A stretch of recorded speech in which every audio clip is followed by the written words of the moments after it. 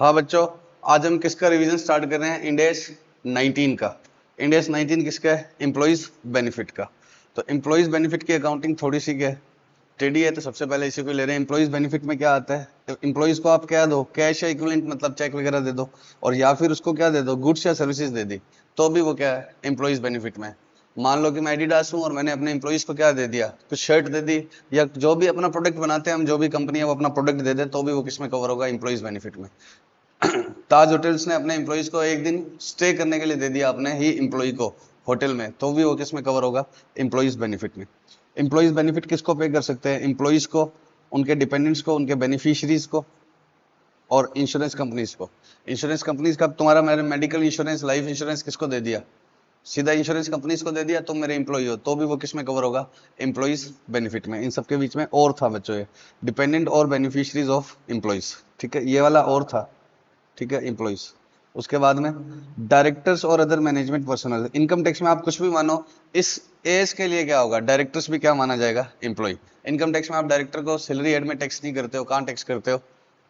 PGBP iOS जहां भी करो, मुझे इससे मतलब नहीं है। हमें क्या है, इस एज के लिए बताओ, सैलरी अगर ऑडिटर, सॉरी ऑडिटर क्या, अकाउंटेंट को दी तो वो आपका एम्प्लॉय है, तो डायरेक्टर को दी तो भी उसकी अकाउंटिंग तो सेम ही होगी ना, तो टैक्स से इसका हमें कोई लेना देना नहीं है। अब एम्प्लॉइज बेनिफिट कितने टाइप के होते हैं? 4। अकाउंटिंग के लिए शेष ने एम्प्लॉइज को कितने पार्ट में बांट रखा है? 4। इसमें पहले तो ये सुन लो, इसमें कैजुअल हो, परमानेंट हो, पार्ट टाइम हो, हर तरह के एम्प्लॉइज इसमें क्या होंगे? कवर। अब 4 टाइप के कौन से? Short term, post employment, other long term और टर्मिनेशन। शॉर्ट टर्म बेनिफिट्स कौन से हैं? जो सेटल हो जाएंगे कब? Within 12 months from the end of accounting period in which employ renders the services. Service render से नहीं देखना, उसके एंड से देखना है। जैसे सर्विस यहाँ रेंडर करी, ईयर एंड कहाँ आया? यहाँ पर। इससे 12 महीनों में सेटल हो जाएंगे, तब वो क्या है? Short term. तो हमें अकाउंटिंग ईयर के एंड से देखना है। विद इन 12 मंथ्स कहाँ से? After the end of the reporting period, तो वहां से हमें देखना है, तो उसको हम क्या बोलते हैं? Short term employees benefit. Post employment आप समझते ही हो, इसको प्यार से क्या बोलते हैं? रिटायरमेंट बेनिफिट्स भी बोलते हैं। जब आपकी क्या होगी, एम्प्लॉयमेंट क्या हो जाएगा? पूरा हो जाएगा, ठीक है। इनकी सबकी अकाउंटिंग करेंगे एक बार, तो ये चारों का क्या बेसिक आइडिया ले रहे हैं। इसकी अकाउंटिंग अलग होगी, इसकी अकाउंटिंग अलग होगी, तो ये एग्जाम्पल और क्या है उसके साथ कवर कर लेंगे। नेक्स्ट क्या है? Other long term employees benefit. Long term employees benefit का मतलब क्या है? जो शॉर्ट टर्म नहीं है, और क्या है? पोस्ट एम्प्लॉयमेंट नहीं है, और टर्मिनेशन नहीं है। टर्मिनेशन अभी बताता हूँ। लॉन्ग टर्म का मतलब ऐसे समझ लो कि 12 महीनों के तो बाद देने हैं, बट रिटायरमेंट से पहले देने हैं। अब मैं किसी कंपनी में जॉब करता हूँ, या सिद्धार्थ मेरा गोटू किसी कंपनी में क्या करता है? जॉब करता है, तो उसको अगर सैलरी देनी है, लास्ट महीने की सैलरी बाकी रहेगी, तो वो तो अगले साल में ही सेटल हो जाएगी, तो वो क्या है? Short term employ benefit. अब मैंने इसको बोला कि तुम छोड़ के चले जाते हो, यार छोड़ के मत जाना, 5 साल तक टिके रहोगे तो मैं तुम्हें एक फरारी दे दूंगा, तो वो फरारी क्या है? Long term. वो पोस्ट इंप्लॉयमेंट नहीं है। पोस्ट इंप्लॉयमेंट तो कब होता है? जब मैं बोलता कि लास्ट में रिटायर हो जाएगा, तब भाई तेरे को ग्रेचुटी दूंगा, पेंशन दूंगा, तब वो क्या है? Post employment. तो जॉब खत्म होने से पहले बट 12 महीनों के बाद, तो वो किस में आएगा? लॉन्ग टर्म में, ठीक है। टर्मिनेशन बेनिफिट्स क्या होता है? टर्मिनेशन का मतलब रिटायरमेंट से पहले ही उसको क्या कर देना? हटा देना। कैसे हटा देना? चाहे एंटिटी का डिसीजन हो कि उसको टर्मिनेट करना है, या फिर क्या हो, before normal retirement date. Before normal retirement date का मतलब हम आपको हटा रहे हैं, ठीक है। आपकी एज थी रिटायरमेंट की 60 साल, लेकिन हमने तुम्हें कब हटा दिया? 40 साल में। तो ना तो ये लॉन्ग टर्म हुआ, और ना ही क्या हुआ? शॉर्ट टर्म हुआ, ना ही पोस्ट एम्प्लॉयमेंट हुआ। तो ये किस में आएगा? रिटायरमेंट में। या फिर हमने आपको एक ऑफर दिया था, किस चीज का? आप छोड़ सकते हो, हम आपको कुछ पैसे दे देंगे या कोई भी बेनिफिट दे देंगे, और आपने वो क्या कर लिया? एक्सेप्ट कर लिया, एम्प्लॉय ने एक्सेप्ट कर लिया, तो वो किस में आएगा? टर्मिनेशन। तो टर्मिनेशन दो तरीके का होता है, मेरी मर्जी से छोड़ा, या आपने मेरे ऑफर को क्या किया? एक्सेप्ट। अब फटाफट से बताओ, इस महीने की सैलरी बाकी है जो आगे यहाँ दे दूंगा, तो वो किस में आएगा? शॉर्ट टर्म में। ये साल है, और मैं तुम्हें कहता हूँ कि छोड़ना मत प्लीज। छोड़ने का आजकल झंझट है ना, तो छोड़ना मत। कितने टाइम बाद?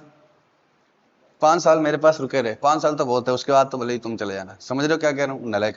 तो 5 साल तक क्या है? आप मुझे छोड़ना मत, 5 साल तक रहोगे तो मैं आपको 10 लाख रुपए और दे दूंगा, अदर देन सैलरी। तो वो क्या है? लॉन्ग टर्म बेनिफिट्स, ठीक है।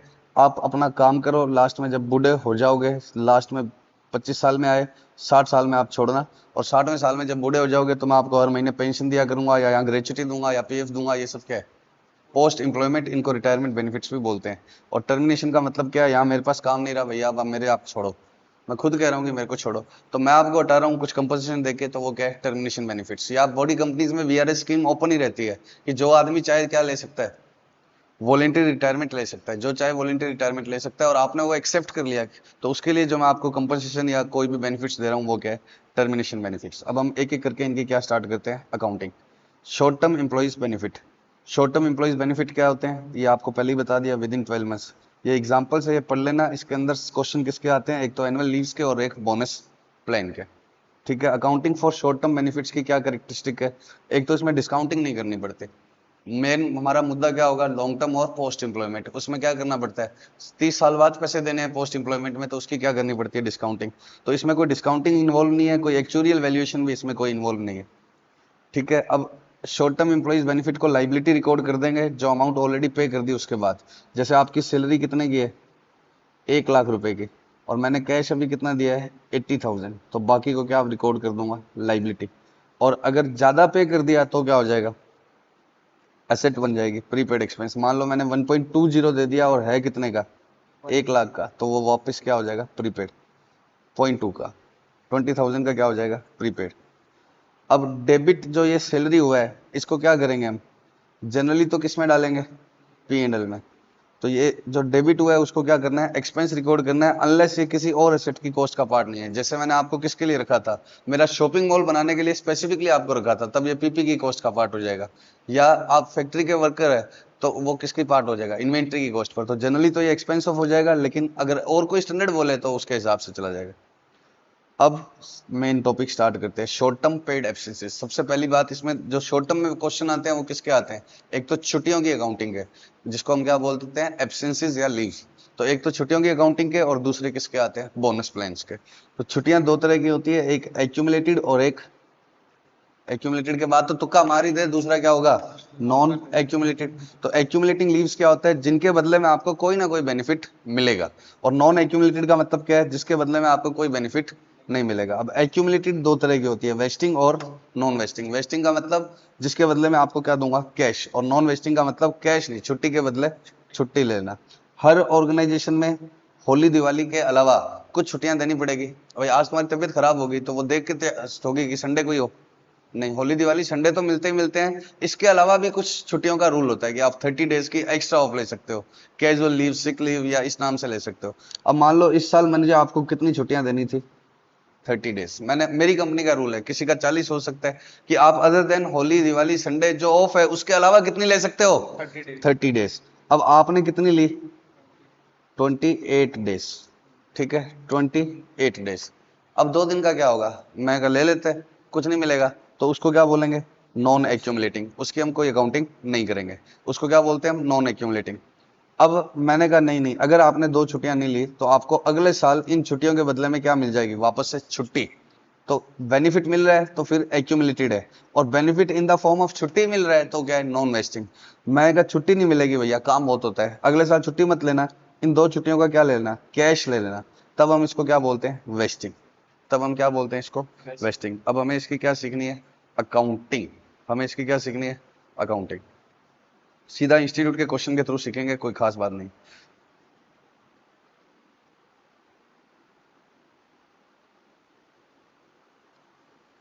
देखो पहले मोटा मोटी मेरी बात को समझना।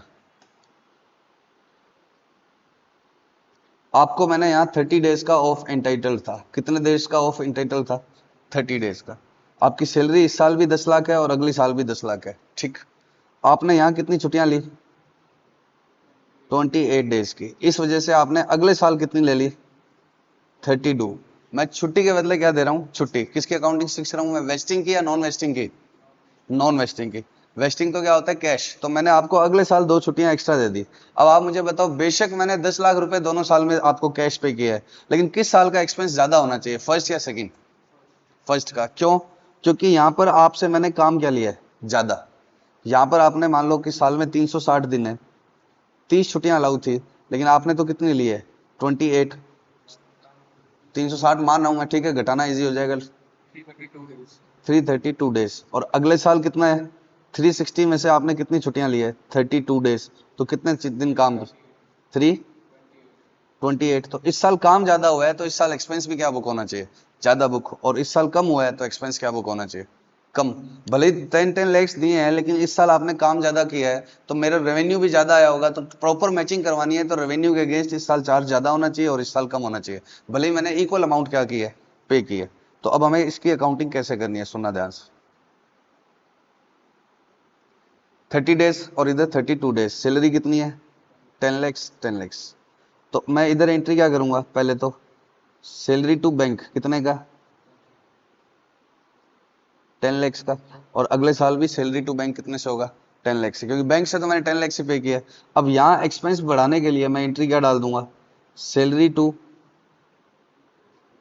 प्रोविजन। मैं क्या बोल रहा हूँ कि 2 छुट्टियां का एक्स्ट्रा खर्चा भी तो बुक होगा, जो मुझे अगले साल आपको पे करना है, तो मैंने क्या बनाई है एक तरह से लाइबिलिटी। प्रोविजन वर्ड क्यों यूज किया मैं तुम्हें समझाता हूँ। तो मेरा आप पे बकाया है क्या, 2 छुट्टियों का बदले में छुट्टी देना, तो मेरा एक्सपेंस बढ़ गया, समझ रहे हो ना, इस साल एक्सपेंस ऑटोमेटिकली ज्यादा हो जाएगा, और मुझे तुम्हें वापस कुछ ना कुछ बेनिफिट देना है, तो वो मेरी क्या है लाइबिलिटी। और अगले साल इस प्रोविजन को वापस क्या कर देंगे, रिवर्स।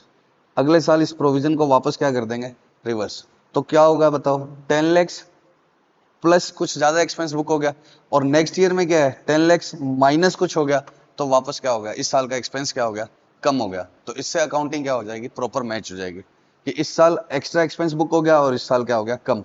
अब इसकी अमाउंट कैसे आएगी, प्रोविजन क्यों बोलते हैं, वो मैं आपको समझाता हूं, लेकिन इतनी बात समझ तो आ रही है ना आपको, बोलो। यहां आपने 30 डेज की लीव लेनी थी, बट आपने कितनी ली, 28 डेज की, ठीक है, कितने की ली 28 डेज, और यहाँ आपने कितने की ले ली 32 डेज की। तो मैं यहाँ 2 दिन की छुट्टी का सैलरी का एक्स्ट्रा प्रोविजन बनाऊंगा, salary to provision for leave, ठीक है, एक्स्ट्रा डाल दूंगा। 10-10 लाख रुपए दिए हैं, उसकी एंट्री तो क्या कर दूंगा, सैलरी टू बैंक कितने से 10 लैक्स, और नेक्स्ट ईयर भी क्या हो जाएगा, सैलरी टू बैंक कितने से 10 लैक्स। लेकिन इधर 2 छुट्टियों का मान लो 2 दिन की सैलरी कितनी आती है, मान लो 10,03,000 वर्किंग डेज की है, तो 2 दिन का कितना आएगा, जल्दी बताओ, वर्किंग डे 300 ही है ना, पॉइंट्स में आएगा बेटा, कैलकुलेट कर ले, 6667। और अगले साल ये प्रोविजन वापस क्या हो जाएगा, रिवर्स, 6667, बैंक नहीं सॉरी सैलरी 6667। तो यहाँ सैलरी का एक्सपेंस कितना हो गया 10 लैक्स प्लस 6667, और यहाँ क्या हो गया 10 लैक्स माइनस 6667, पक्का श्योर। अब देखो इंस्टीट्यूट के क्वेश्चन, ये किसकी अकाउंटिंग है, कैश पेमेंट की या छुट्टी के बदले छुट्टी देने की, छुट्टी के बदले छुट्टी देने की, पक्का।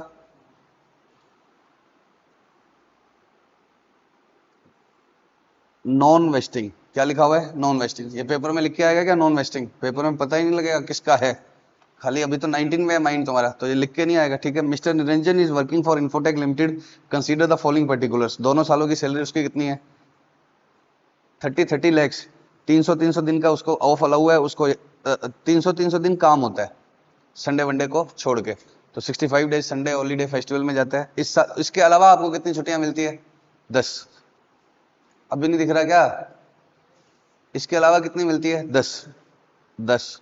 अब आपने पहले साल कितनी ली 7, तो 3 छुट्टियां आपकी अगले चलेगी, और कितनी अगले साल ले लिया आपने 13, पक्का।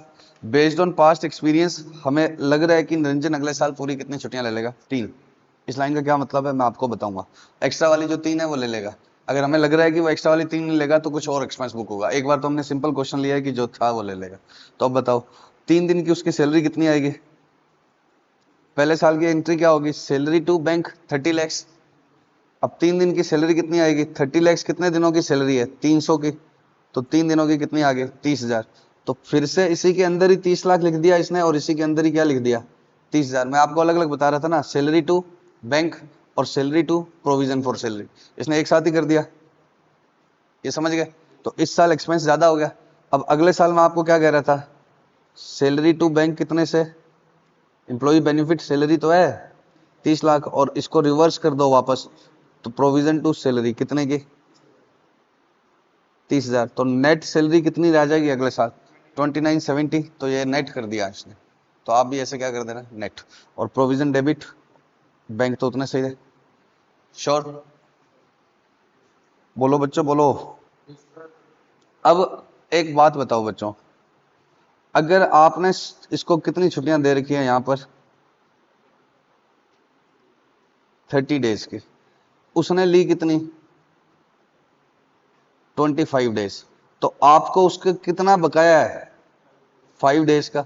तो 5 डेज का उसको एक्स्ट्रा देना बाकी है, इसलिए हम क्या करते हैं एक एक्स्ट्रा एंट्री डालते हैं, सैलरी या employee benefit expense debit to provision. 5 days की सैलरी का प्रोविजन बना रहे हैं हम। अब ध्यान से सुनना, जरूरी नहीं है कि आप अगले साल 5 छुट्टियां लो ही, हो सकता है कि आप कितनी लो 4 ही लो, हो सकता है ना। कई आप मतलब बहुत सारे आप अपने, अब तो अब सीए फाइनल में ऑफिस में देखे होंगे तुमने लोग कि बहुत सारे लोग हैं कि काम हो ना हो ऑफिस आके बैठते ही बैठते हैं। पत्नी प्रताड़ित लोग होते हैं तो वो अपना, या वर्कोलिक लोग होते हैं तो वो अपना आके बैठते हैं, तो हो सकता है आप 5 की 4 ही लो, आप बेनिफिट लो ही ना। उल्टा भी हो सकता है कि आप पहले ही जॉब छोड़ गए तो आप बिना बेनिफिट लिए भाग गए, तो आपको पूरे 5 डेज की ऑफ का प्रोविजन नहीं बनाना है। कितने का बनाना है, जितने एक्सपेक्टेड लीव्स वो लेगा, जितनी क्या लेगा expected leave.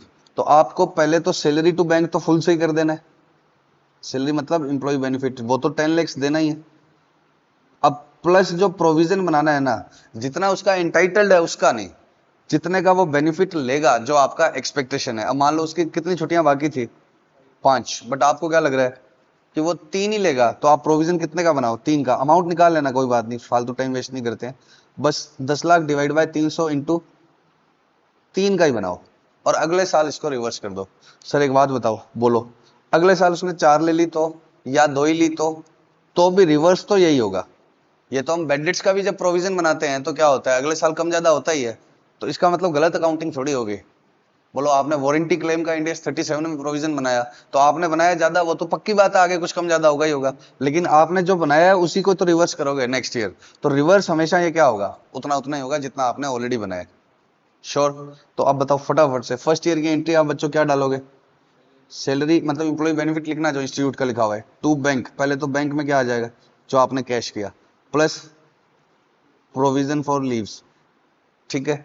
Salary to bank वाली अमाउंट तो पूरी पूरी आ जाएगी, प्लस क्या होगा, ये प्रोविजन कितने का आएगा, टोटल जो लीव उसकी क्या पड़ी हुई है अनयूटिलाइज पड़ी हुई है वो, या जितनी आपको एक्सपेक्टेड है वो, जितनी आपको एक्सपेक्टेड है। मान लो उसकी 5 छुट्टियां बाकी है लेकिन आपको लग रहा है 4 ही लेगा, तो किसका प्रोविजन बनाओ 4 का ही बनाओ, ठीक है। अगले साल क्या होगा, अगले साल की सैलरी की एंट्री क्या हो जाएगी, सैलरी टू बैंक, वो तो उतने से ही हो जाएगी। अब वो प्रोविजन आपको रिवर्स करना है, तो आप प्रोविजन टू सैलरी एंट्री डालोगे, बजाय उसके आप क्या करो, इंस्टीट्यूट कैसे कर रहा है, प्रोविजन इधर कर रहा है और वो सैलरी की 10 लाख में से ही वो प्रोविजन माइनस हो जाएगा, क्योंकि ये क्रेडिट करोगे, फिर नेट करने की बजाय क्या यहीं से माइनस कर दो। तो अगले साल इस प्रोविजन को यहाँ तो डेबिट कर दो और 10 लाख वाले अमाउंट में से क्या कर दो, माइनस कर दो। श्योर। बट ये ध्यान रखना कि किसका बनाना है, एक्सपेक्टेड का। श्योर। बोलो बच्चे, हाँ बोलते रहे नहीं तो मैं चांटा मार दूंगा। अब आओ फर्स्ट पे,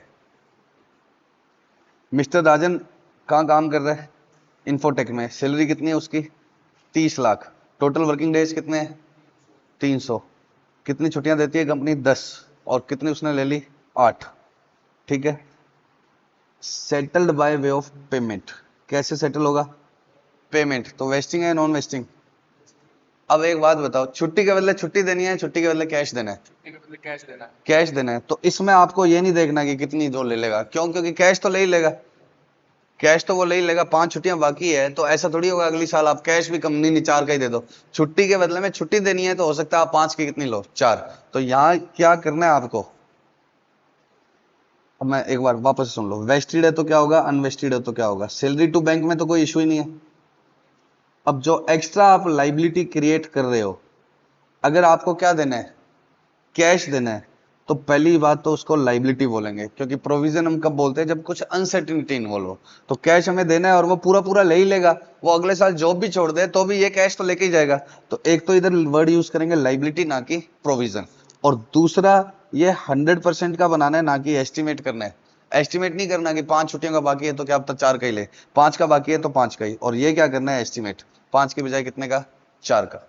श्योर, पक्का क्लियर है ना ये। तो इस क्वेश्चन में क्या है, अब ये वेस्टेड लिख के नहीं आएगा लेकिन कैसे पता लग रहा है, बाय वे ऑफ पेमेंट, तो 2 की पूरे का ही प्रोविजन बनाना है, एस्टिमेट चाहिए ही नहीं। अब इसने क्या नहीं दिया, 30 लाख 300 छुट्टियां हैं तो 10,000 के हिसाब से 2 का क्या बन जाएगा पूरा का पूरा। और प्रोविजन गलत बोल दिया, सॉरी, लाइबिलिटी 30 lakhs प्लस 20,000। पक्का? अब थर्ड क्वेश्चन पर आओ। ये सेकंड के कंटिन्यूअस में है, बट उसकी 3 छुट्टियां बाकी थी ना सेकंड में, 10 में से 7 ले ली थी, 3 बाकी थी ना। लेकिन वो कह रहा है कि 3 की बजाय मुझे एक्सपेक्टेशन कितने की है, वो आगे कितनी लेगा, 2 ही। तो 2 ही लेगा तो मैं प्रोविजन कितने का बनाऊंगा, 2 का। तो 30 लाख तो था ही, 2 10,000 इंटू 2 20,000। अब अगली बार वो 5 ले, 7 ले, 1 ले, कुछ 5 तो कैसे ले लेगा जब बाकी 2 है।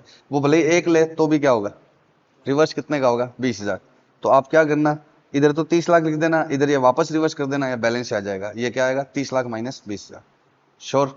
Illustration fourth, Sundaram private limited has a head count of 100 employees. Head count का मतलब क्या है, कितने बंदे हैं। तो 100 एम्प्लॉइज है उसके पास, कितनी छुट्टियां देता है वो, 30, जिसमें से 10 क्या कर सकते हो आप, कैरी फॉरवर्ड। अब आपने 20 ली तो आप 10 कैरी फॉरवर्ड कर लो, 18 ली तो भी कैरी फॉरवर्ड कितने को करने को दूंगा, 10 को।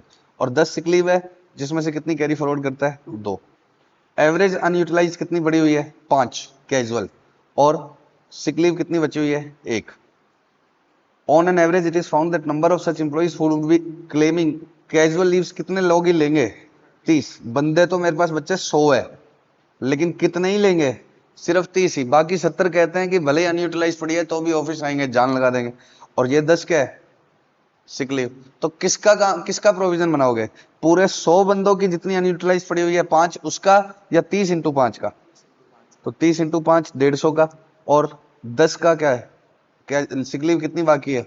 सर आगे 2 जा सकती है, अरे भाई उसके बाकी कितनी है, 1 पड़ी हुई है, तो आगे 2 जा सकती है लेकिन बाकी 1 है।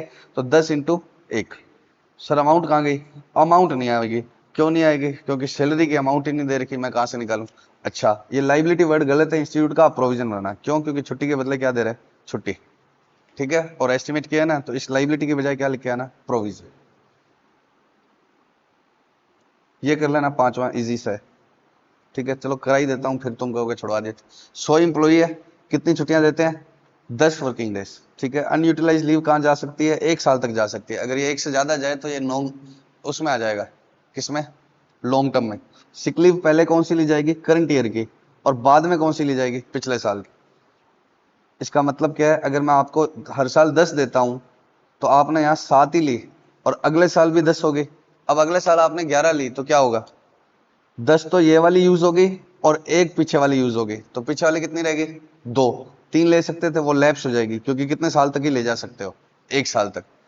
समझ रहे हो क्या, 10, अगर इधर तुमने 11 ली तो 10 तो ये यूज होगी पहले, और फिर बची हुई में से आ जाओ 1, वो टाइम पूरा हो गया। अच्छा, अगर इस साल ऐसे लिखा हो कि पहले कौन सी यूज होगी, करंट ईयर वाली, पहले कौन सी यूज होगी, सॉरी पहले कैरी फॉरवर्ड वाली, नारे करंट ईयर वाली तो समझाई थी, पहले कौन सी होगी, कैरी फॉरवर्ड वाली। और यहाँ आपने 11 ली तो क्या होगा, पुराने वाली 1, 11 ली है, इस बार वाली में से कितनी, 10, टोटल 11 ली है ना। लेकिन अगर आपने कितनी ली होती, अगले साल 8 ली होती, यहाँ आपने कितनी ली है, 7, अगले साल 8। पहला रूल, पहला क्या केस कर देख रहे हैं कि पहले लास्ट ईयर वाली या कैरी फॉरवर्ड वाली यूज होगी, तब क्या होगा, ये 8 किस में से ली गई, पुराने वाली 3 ले ली, तो इस बार की कितनी ली, 5। तो 10 में से कितनी ले ली, 5, तो आगे चली जाएगी 5, क्योंकि ये इस बार वाली है, 1 साल आगे जाती है।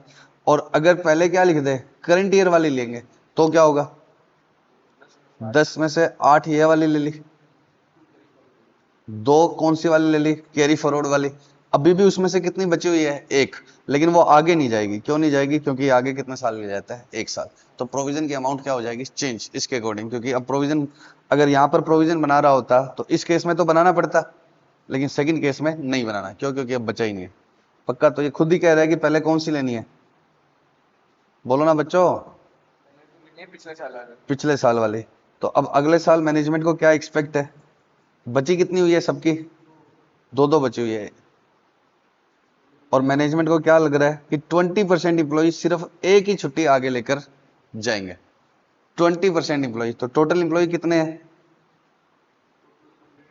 100 इंप्लॉय है, कितने छुट्टी लेंगे, सिर्फ 20, और वो भी कितनी, 1। तो 2500 रुपए के हिसाब से बची है उनके बेचारों के पास 2, लेकिन आगे यूज कितनी हो पाएगी, 1। क्योंकि आगे पहले कौन सी वाली यूज होगी, अगले साल वाली, तो इसमें से कितनी यूज हो पाएगी, सिर्फ एक, तो इसका बनाना पड़ेगा। समझ गए क्या?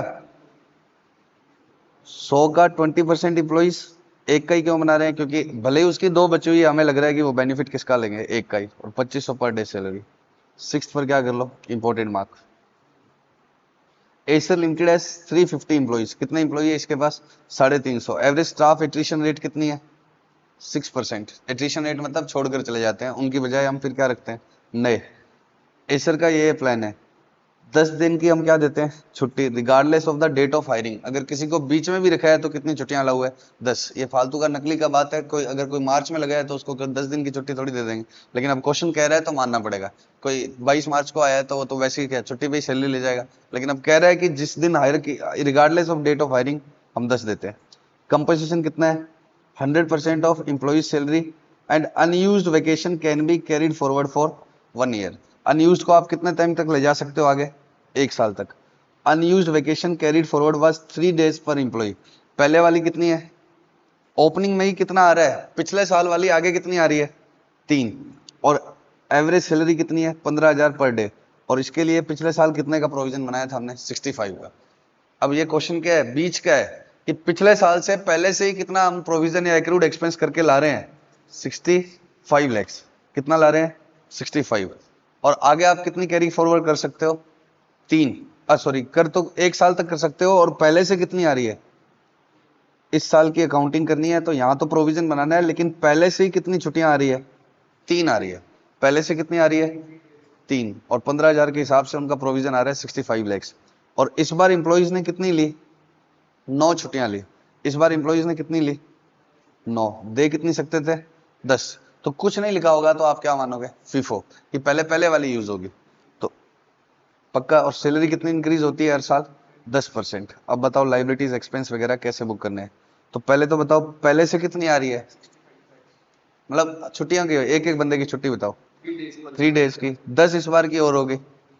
अब 9 ली है तो पहले इसमें से ले ली 3, कितनी रहेगी पीछे, 6।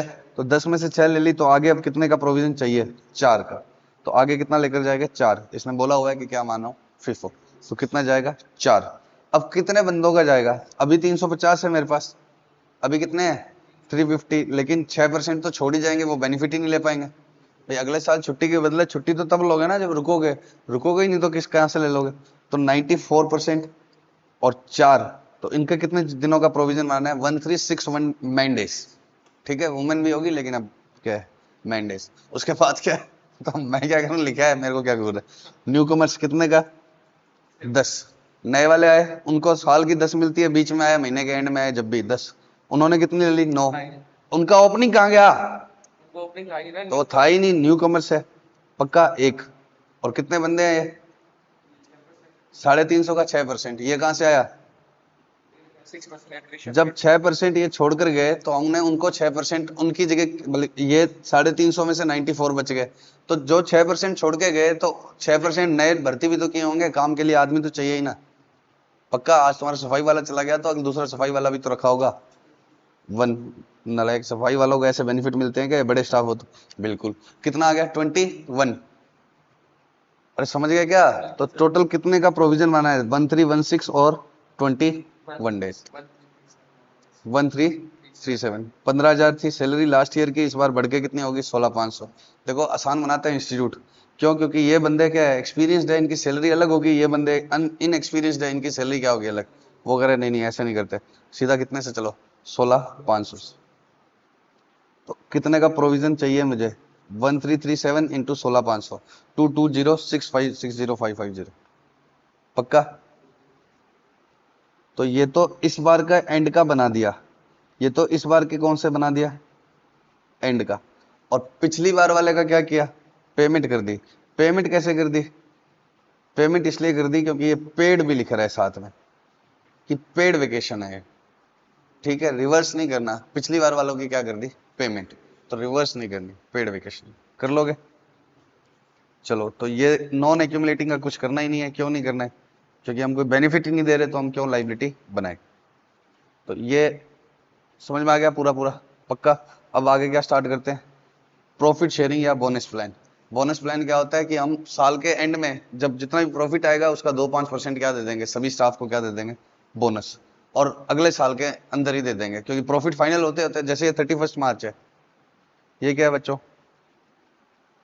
31 मार्च, ये एक इधर आ गया नालायक, ये क्या है 31 मार्च। अब प्रॉफिट तो ऑडिट होगी, यहां जाके फाइनल होगा, तो बोनस दे दूंगा इस साल के प्रॉफिट का 2%। तो काम यहाँ की है उस बोनस के लालच में, तो वो खर्चा भी यहाँ बुक होगा, लेकिन प्रॉफिट यहाँ फाइनल होगा, तब तक कोई बंदा ही भाग जाएगा, तो कुछ लोग बोनस नहीं ले पाएंगे। तो अगर प्रॉफिट का 2% बोनस बंटना होता है तो बट कितना पाता है, थोड़ा सा कम, तो उसके हिसाब से हमें क्या बुक करना है, लाइबिलिटी। लक्ष्मी मिल्स क्या है, प्रॉफिट मेकिंग कंपनी है, कितने का है, 200 करोड़ का प्रॉफिट किया, और ये कितना बोनस डिस्ट्रीब्यूट करती है, 5%। अगर एम्प्लॉय आगे 1 साल तक और रहा, तो अब टर्नओवर होता है स्टाफ का, इस वजह से क्या है 4.5 ही बट पाएगा, तो कितने का बनाऊं, 200 इंटू 4.5, पक्का अमाउंट निकालते रहना पर। हाँ 9 करोड़ से, तुम सी फाइनल का बच्चा बताओ, 200 इंटू 4.5 करोड़ करके बता रहे, देऊं चाटा। नेक्स्ट क्या है, 350 इंप्लॉइज है, सेम एज ये रहेगा, पिछली बार भी इतने ही थे, और कितने छोड़ के भाग जाते हैं मेरे को, 6%। और मैं बेनिफिट्स देता हूं क्या, लास्ट 10 सालों से क्या लेता हूं, SL limited has following benefits to his employees, annual bonus कितना दे रहा हूं मैं लास्ट 10 सालों से, SL limited paid bonus to employees who were in service during the entire, दूंगा किसको, जो पूरे साल मेरे पास जॉब में रहा, और बोनस कब दूंगा, अगले साल जून में। 1-2 में मेरे पास कितने थे, 1,25,000, पक्का। SL limited use to increase the amount of bonus on official index rate, bonus को हम क्या करते रहते हैं, तो पिछले साल का बोनस बता रहे हैं बच्चों, 1-2 का, जो इस बार जून में पे हुआ था, 1-2 का कब, अब पूछ किसका रहा है, देखो 31 मार्च 2003 या 23 जो भी मान लो, और बता किसका रहा है, 1-2 में हमने कितना दिया था, 1.25, जो इस बार बढ़ जाएगा इन्फ्लेशन के हिसाब से 8.5% के हिसाब से, ठीक है। अब आप बताओ बोनस कितना आएगा, तो पहले तो बोनस की अमाउंट निकाल ली पर एम्प्लॉय, 1,25,000 प्लस 8.5%। अब नंबर ऑफ एम्प्लॉइज कितनों को देना है तो 350, लेकिन कितने भाग जाएंगे, 6%, तो कितने का बोनस बनाऊंगा मैं, 446, इतने का प्रोविजन बनाऊंगा, क्योंकि 6% मेरे छोड़ के चले जाएंगे ना, और मैं बोनस किसको देता हूँ, जो पूरे साल रहे, तो वो जून में रहेगा, जून तक हो सकता है वो छोड़ के भाग जाए, तो इसलिए ये तो सीधा बोल दिया कि टोटल अमाउंट इतनी है, उसका 5% देना है, लेकिन कुछ छोड़ जाएंगे तो 4.5%। इस बार क्या है, एक एम्प्लॉय का बोनस बता दिया जो इतना बढ़ेगा, और टोटल नंबर ऑफ एम्प्लॉइज है, तो जो छोड़कर गए वो किस में आ गए, इसके अंदर कंसीडर हो गए 94% में। समझ रहे हो ना, कि पिछली बार तो सीधा ही कितना कर दिया था, परसेंटेज कम करवा दिया, 5 की बजाय कितना करा दिया, 4.5, और इस बार अपने आप से वो 6% कम हो गया, कैसे, क्योंकि नंबर ऑफ एम्प्लॉइज में 6% कम कर दिया, अब इसको मल्टीप्लाई किया तो वो अपने आप क्या आ गया, कम। अब इसमें कहीं लिखा हुआ है क्या कि बोनस देना जरूरी है, ये पिछले 10 सालों से कंपनी की क्या है पॉलिसीज, तो इसको हम क्या बोलते हैं, कंस्ट्रक्टिव ऑब्लिगेशन, इसको हम क्या बोलते हैं बच्चों, कंस्ट्रक्टिव ऑब्लिगेशन। तो ये एस कहता है कि बोनस का प्रेजेंट ये लीगल हो या क्या हो, कंस्ट्रक्टिव। लीगल का मतलब क्या है, मेरे और एम्प्लॉइज के बीच में बात हो रखी है, एग्रीमेंट हो रखा है, देना पड़ेगा मतलब देना पड़ेगा। कंस्ट्रक्टिव का मतलब क्या है, ऐसा पास्ट पॉलिसी से हो रहा है, और अगर हमने ये देना बंद कर दिया तो मेरा और एम्प्लॉइज के रिलेशन पे बहुत ज्यादा क्या होगा, फर्क, इसलिए मेरे पास कोई रियलिस्टिक ऑल्टरनेट इसका नहीं है सिवाय इसको पे करने के अलावा, पक्का, बोलो बच्चों। तो अगर ये रियलिस्टिक ऑल्टरनेट नहीं है मेरे पास, हमारा रिलेशन बहुत ज्यादा क्या हो जाएगा खराब, ये छोड़ के चले जाएंगे तो बिजनेस खत्म हो जाएगा, तो इसलिए कोई रियलिस्टिक ऑल्टरनेट नहीं है, तो इसलिए कंस्ट्रक्टिव ऑब्लिगेशन है, इसलिए मुझे इसका भी क्या बनाना है, प्रोविजन। अब कुछ लोग क्या सोचेंगे कि प्रॉफिट का एक परसेंटेज है, तो ये क्या है, एप्रोप्रिएशन ऑफ प्रॉफिट है, नहीं, ये चार्ज है, उसको सैलरी देने का तरीका क्या है, प्रॉफिट का एक परसेंटेज, लेकिन ये क्या नहीं है, ऑनर को थोड़ी दे रहे हैं जो एप्रोप्रिएशन है। अगर एप्रोप्रिएशन होता है तो किसमें आता है, statement of changes in equity में रिटेन्ड अर्निंग में से क्या होता है, माइनस, लेकिन ये क्या है, चार्ज है। तो ये सब तो बच्चों किसके बारे में था, शॉर्ट टर्म एम्प्लॉइज के बारे में, शॉर्ट टर्म बेनिफिट्स के बारे में। अब हमारा मुख्य मुद्दा स्टार्ट होता है कौन सा, पोस्ट एम्प्लॉयमेंट, नॉन करेंट और ये करने हैं, ठीक है। अब फटाफट से पोस्ट एम्प्लॉयमेंट को एक क्वेश्चन के थ्रू समझते हैं।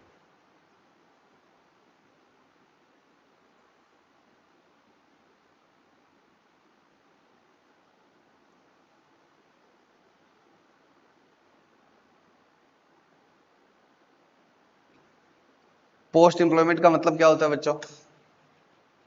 आप जब जॉब छोड़ देंगे उसके बाद हम आपको क्या देंगे? बेनिफिट्स। जैसे रिटायरमेंट वाले टाइम आपको क्या देनी है मुझे? ग्रेच्युटी। तो पहले तो ये सुन लो, ये दो तरह के होते हैं, डिफाइंड बेनिफिट्स और defined contribution plan. Defined benefits का मतलब क्या है? मैं तुम्हें क्या दूंगा? फिक्स दूंगा। मैं तुम्हें क्या दूंगा?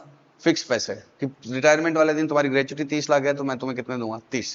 कंट्रीब्यूशन का मतलब क्या है? मैं एक फंड में तुम्हारी सैलरी का 12%, जैसे पीएफ क्या है? Defined contribution. आपकी सैलरी का 12% मैं उसमें डाल रहा हूं, आपका 12% काट के भी उसमें डाल देंगे। अब उसमें ज्यादा बैठा तो तुम्हारा, कम बैठा तो तुम्हारा, तो तब मेरा कॉन्ट्रीब्यूशन क्या है? डिफाइंड। तो इसमें तो कुछ है ही नहीं, जितना कंट्रीब्यूशन डाल रहे हो उतना उतना क्या डालते रहो? खर्चा। लेकिन डिफाइंड बेनिफिट्स में क्या है?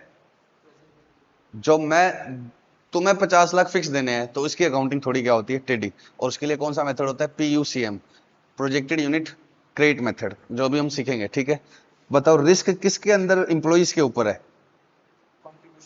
कंट्रीब्यूशन के अंदर अगर रिटर्न कम आई तो किसका कम हो गया? तो इन्वेस्टमेंट रिस्क और एक्चुअली रिस्क। एक्चुअली रिस्क क्या होता है अभी क्वेश्चन के साथ बताऊंगा, किसके ऊपर होता है? एम्प्लॉइज के ऊपर, एमसीक्यू वगैरह आ जाए तो। और डिफाइंड बेनिफिट में क्या होता है? एक्चुअल रिस्क और इन्वेस्टमेंट रिस्क किस पर होता है? एंटिटी के ऊपर होता है कि रिटर्न अगर कम आई उस प्लान की, इन्वेस्टमेंट की, तो क्या होगा? एंटिटी को मेकअप करना पड़ेगा, एक्स्ट्रा पैसे और डालने पड़ेंगे। पक्का? अब हम क्या स्टार्ट करते हैं, सीधा एक क्वेश्चन जिससे तुम्हें समझ में आए। देखो इलिस्ट्रेशन 15 हम करने स्टार्ट कर रहे हैं। ये लिस्टेड कंपनी है, इसका टर्नओवर इतना है। पहले क्या होता था? चेक करना पड़ता था कि इंडेक्स किस पर लगाने हैं, तो इनके टर्नओवर दिए होते थे इसके हिसाब से। अब तो तुम्हारे कोर्स में सिर्फ बचे ही क्या? इंडेक्स। तो इन सब बातों का कोई मतलब नहीं है, एचआर फंक्शन बनाया, ये बनाया। यहाँ से स्टार्ट करें। One of the employees benefit involves lump sum payment. कितनी देनी है उसको? 1% of final salary for each year of service. इस तरह के प्लान्स क्या होते हैं? Gratuity plan. कि आपकी जो लास्ट सैलरी होगी उसका कितना दूंगा मैं? 1%। तो सबसे पहला काम क्या करना है आपको? लास्ट दिन पर पैसे कितने देने हैं? लास्ट दिन पर पैसे कितने देने हैं? अब इसकी करंट सैलरी कितनी है? 10,000। और कितनी बढ़ेगी? 7%। और डिस्काउंट रेट अभी काम कहाँ आएगी मैं बताता हूँ। ये रिटायर कब होगा आप सबसे पहले ये देखना है। तो expected to leave at the end of 5 year. Expected to leave at the end of 5 years. रोकना नहीं, अरे मैं तुम कह रहा हूँ वहां देख लो, तुम बुक में ढूंढ रहे हो कहाँ है। तो expected to leave at the end of 5 years. तो पहले तो आपको ये एस्टिमेट करना है कि ये कब छोड़ेगा। तो 5 साल बाद छोड़ेगा। क्यों? क्योंकि मैं हर साल के दूंगा, तो कितने साल के दूंगा फिर? 5। अगर ये 40 के बाद छोड़ेगा तो 40, लेकिन फिर डिस्काउंटिंग 40 साल की करनी पड़ेगी, तो इंस्टीट्यूट इतना पूछ नहीं सकता, इसलिए वो कितना दे देता है? 5 साल बाद। तो 5 साल बाद उसकी फाइनल सैलरी क्या होगी? 10,000। कितनी बढ़ेगी? 7-7%। कितनी बार बढ़ेगी? 4 बार, क्योंकि 10,000 पर तो एक है। दूसरे साल कितनी होगी? 10,000 प्लस 7%। तीसरे साल क्या होगी? 2 बार बढ़ के। तो 5 साल में 5 बार मत बढ़ा देना, कितनी बार बढ़ानी है? 4 बार। 10,700 ये करके कितनी आ गई? 4 बार बढ़ाई है। पहले साल इतनी है, दूसरे साल तो ये कितनी आ गई? 13,108। अब मुझे तुम्हें बेनिफिट कितना देना होगा? 13,108 का 1% इंटू 5 साल का देना है। इतना बेनिफिट देना है। तो सबसे पहले क्या अमाउंट निकालोगे? रिटायरमेंट पर देना कितना है? कितना देना आएगा ये? 13,108 इंटू 1% इंटू 5, कितना आएगा ये? 655। मुझे यहां पर आपको कितना देना है ये ध्यान से समझना, बस इसी में ही है सारा खेल। 1 2 3 4 5, कितने रुपए देने हैं मुझे आपको? 655। क्या ये एक साल की सर्विस के देने हैं? पहले बताओ, लास्ट साल में एक्सपेंस बुक करूं या हर साल करूं? सर्विस तो इसकी आज दे रहे हो ना, तो खर्चा इसका आज बुक होना चाहिए ना कि लास्ट साल। पे भले ही कब करना हो, भाई आज गुड्स खरीद लो, 5 साल बाद पेमेंट करो, तो भी एक्सपेंस तो आज बुक करते हो ना। तो इसमें भी सर्विस खरीद ली तो 1655 तो 5 साल बाद देना है। हर साल का कितना होता है? 131। तो जितने रुपए देने हैं 655, उसको कितने पीरियड में स्प्रेड कर लो, जितने सालों की उसने सर्विस देनी है। तो कितना आ गया? हर साल का। इसको क्या बोलते हैं? Benefits attributed to each year. इसको क्या बोलते हैं? Benefits attributed to each year. अब आप मेरे को बताओ, इस साल 131 एक्सपेंस बुक करना ठीक नहीं है। क्यों? क्योंकि 131 ये वाला कब देना है? आज से 4 साल बाद। तो कोई पेमेंट 4 साल बाद करनी है, तो वो मेरी लाइबिलिटी कितनी आनी चाहिए? उसकी प्रेजेंट वैल्यू पे। तो 131 की क्या करेंगे हम? 4 बार डिस्काउंटिंग। 131 की कितनी बार डिस्काउंटिंग करेंगे? 4 साल। तो पहले साल का एक्सपेंस कितना बुक होगा? 89। ये पीवी फैक्टर से दिया हुआ है। अब दूसरा 131 कब देना है? एक्सपेंस फर्स्ट ईयर के एंड में बुक होगा, तो 5 बार मत कर देना, 4 बार। दूसरा कब देना है? आज से 3 साल बाद। तो दूसरे साल का एक्सपेंस कितना होगा? 98। तीसरे का 108, चौथे का 131। अब एक बार इनको छोड़ो, पहले वाला एक्सपेंस देना कितना है 131, लेकिन रिकॉर्ड कितना होगा 89। तो मैं एंट्री क्या डालूंगा पहले साल में, एक्सपेंस टू पेबल कितने का, पेबल नहीं होगा, ये प्रोविजन होगा क्योंकि सैलरी वगैरह एस्टिमेट है 89। अब ये लास्ट में कितने तक पहुंचाना है 655 पर, 131 पर, सॉरी 131 पर। तो इसके अगले साल क्या लग जाएगा, इंटरेस्ट टू पेबल कितने का, 10% से किया ना, तो 89 का 10% कितना आ गया, 9 कर दिया राउंड ऑफ। और दूसरे साल एक और एक्सपेंस बुक होगा कितने का, एक्सपेंस टू पेबल कितने का 98 का।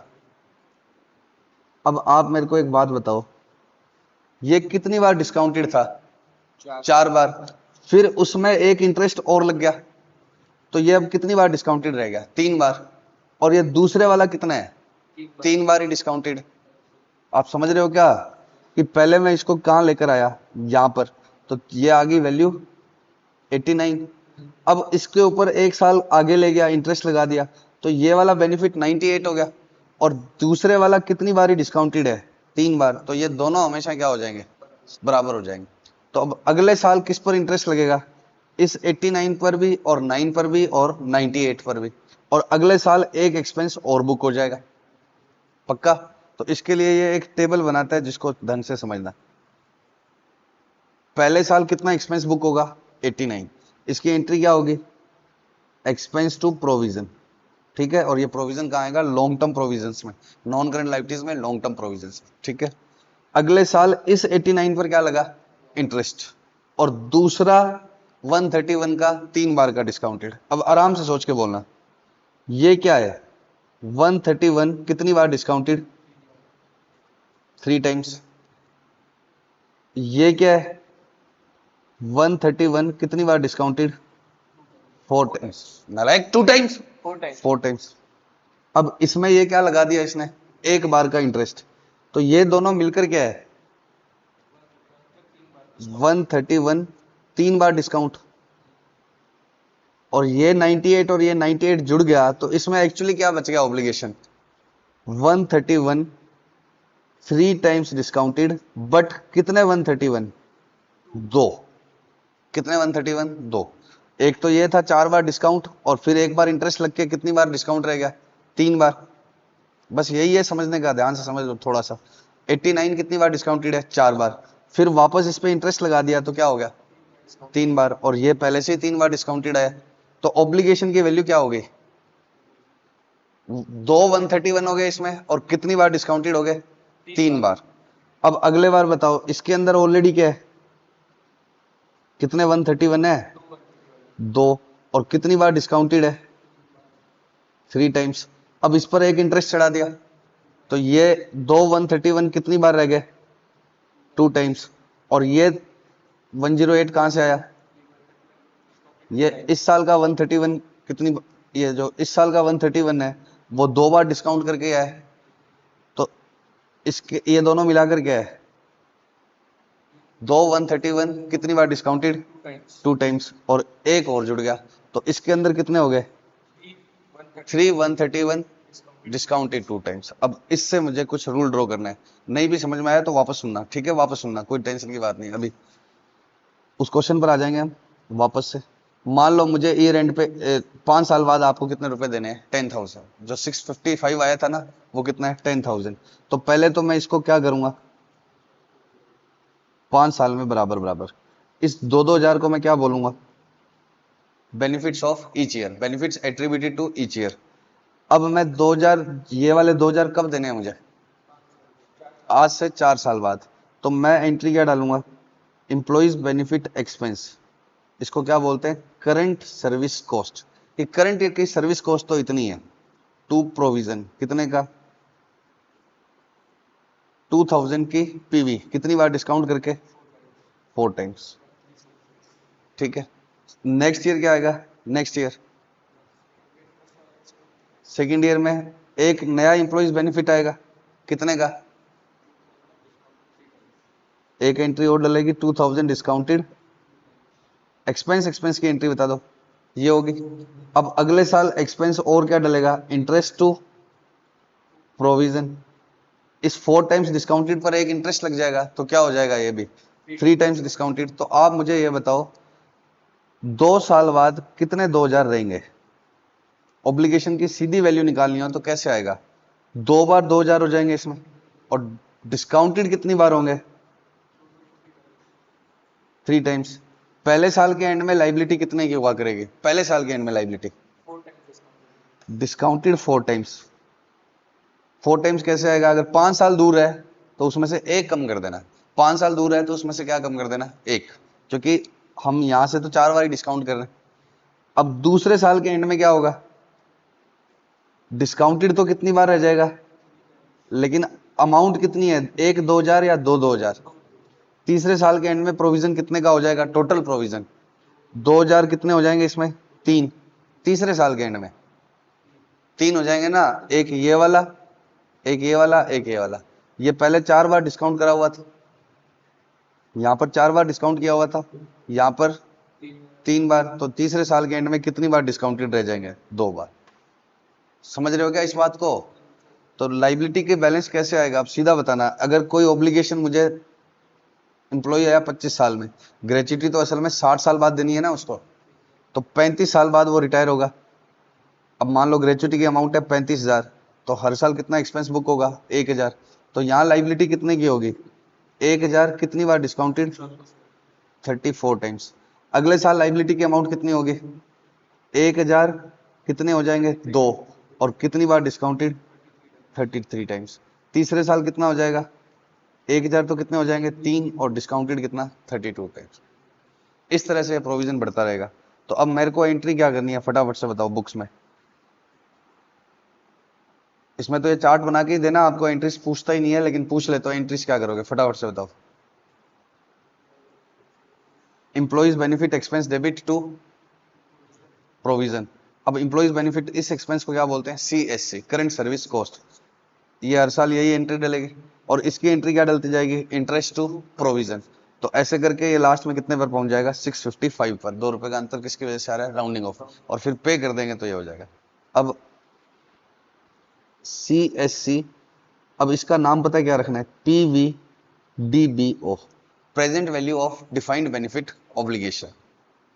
फिर अगले साल क्या होगा, ये तो होगी plus interest to PVDB, plus क्या होगा, interest to PVD, sure, PVWO नहीं, PVDBO। तो ये बैलेंस शीट की अमाउंट है, ये किसकी अमाउंट है, P&L की। अब ये इंटरेस्ट फाइनेंस कॉस्ट में नहीं आएगा, एम्प्लॉइज बेनिफिट एक्सपेंस में ही आएगा। ये भी किस में आएगा, एम्प्लॉइज बेनिफिट एक्सपेंस। तो अब आपको ये चार्ट बनाना है, तो फटाफट अब बिल्कुल एग्जाम ओरिएंटेड बात करना। पहले तो क्या करोगे, लास्ट सैलरी कंप्यूट करोगे, फटाफट से सुनो, 10 रिवीजन में भी रिवीजन। 10,000 कितनी बार आगे बढ़ाओगे, 7% बढ़ना है ना, तो 4 बार। तो 10,000 7% आगे बढ़ के कितना हो गया था वो,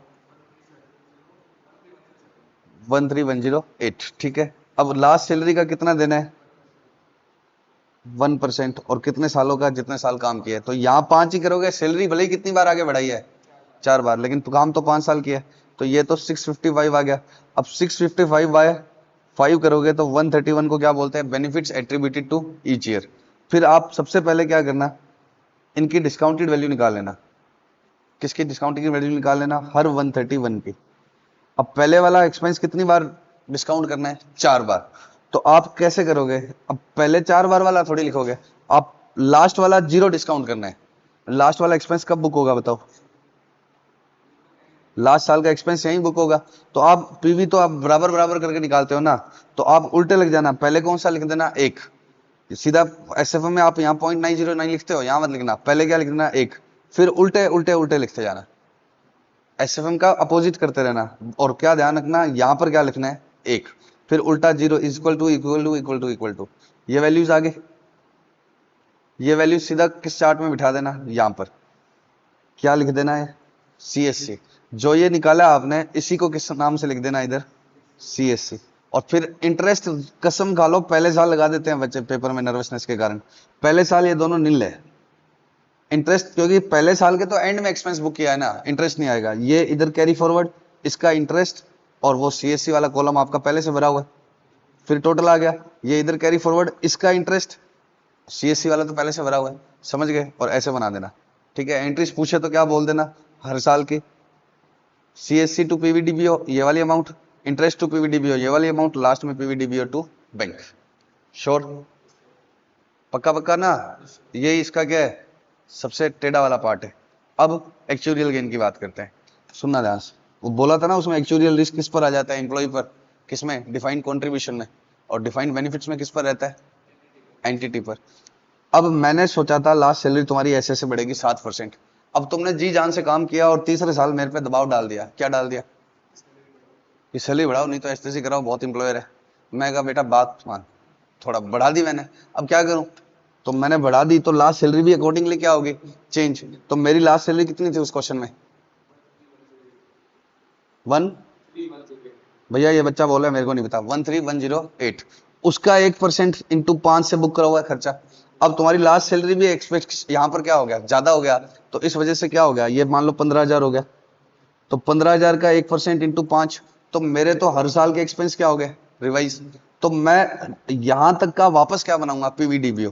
यहां मान लो मेरा PVDBO कितने पर पड़ा है, 3 साल बाद 320 रुपए पर, ऐसे ही बोला हूं मैं, ठीक है। 655 तक पहुंचता है ना लास्ट तक, यहाँ कितने का पड़ा है, 320 पर। अब सैलरी बढ़ गई तो इन सालों के एक्सपेंस बढ़ गए, तो वो अब मान लो कितना करना है, 400। वो अब कितना करना है, 400। तो मुझे 80 रुपए को जो बढ़ाना है उसको मैं क्या बोलता हूं, एक्चुरियल लॉस टू PVDBO। तो पहले आपको एक चार्ट तो बना ही रखा है, फिर दूसरे चार्ट में यहां तक की वैल्यू निकालोगे, है नहीं, सीधा अमाउंट देता है क्वेश्चन। कोई इंस्टीट्यूट क्या कहता है, पागल हो जाएगा बच्चा मेरा, 1 घंटे में एक ही सवाल करेगा, तो वो सीधा ही दे देता है एक्चुरियल गेन लॉस इतने का हो गया। लेकिन उसका मतलब तो समझो, एक्चुरियल लॉस टू PVDBO 80 बढ़ा दूंगा और आगे से इस 400 के हिसाब से चलने लग जाए। अरे बोलो बच्चों, सुनो बात को। अगर ये लास्ट सैलरी कितनी हो जाती, 655 आया था ना बेनिफिट, लास्ट सैलरी बढ़ गई तो बेनिफिट कितना हो गया, मान लो 750 हो गया। तो 750 के हिसाब से ये एक्सपेंस क्या होते हैं, अलग होते हैं। तो आप वापस से ये चार्ट बनाओगे और ये 324 तक हम मान लो पहुंच चुके हैं, अब सैलरी रिवाइज हुई है, तो यहाँ कितना हो गया, 400।